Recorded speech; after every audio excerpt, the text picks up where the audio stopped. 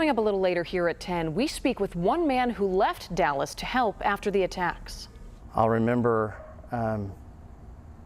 talking with families on the phone and hearing their voices crack and or cry about the death of their loved one. I mean, I'll remember all of those things, but I'll remember that people ran to the event and didn't run away from it. How he's now using his experience from that day to help other families dealing with specific tragedies. You won't want to miss this, so stay tuned for it. One Dallas man had to hop on a flight just after the September 11th attacks. The job that forever gives him a unique connection to the families of victims.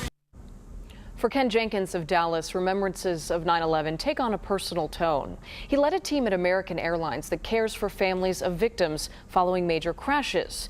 Even though the country's aviation system was shut down, he was on a government-sanctioned plane that made an eerie flight from Dallas to New York, escorted by fighter jets. He spoke with our David Schechter. And someone a few seats over from me said, you know, that's great. Somebody's, you know, they're watching over us to make sure we get there safely. And somebody else said, no, they're there to shoot us down if we go off course. Is today a hard day for you? Oh, today's, it's the hardest anniversary since the actual event. And I don't know why. I don't know if it's because it's significant in time and that it's 15 years. This book is dedicated to the victims. After a career with American Airlines, Ken Jenkins is now a private aviation disaster consultant.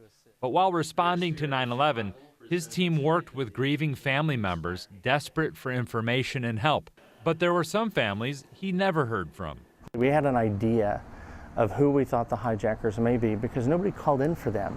So you look at a passenger manifest and a crew list. And everyone's calling in for all these everybody's people. calling in, and then yet here were people that nobody called in on. So it wasn't a scientific study, but it was a good guess. Yeah. What was the best part? The best part, and I've thought a lot about that today. We had 600 employees that responded to 9/11. United was very similar. That their families were telling them, please don't go. You know, I'm scared, don't want you to be on a plane, don't want you to fly. And we all felt this compelling need to go and serve. What did you learn about yourself? I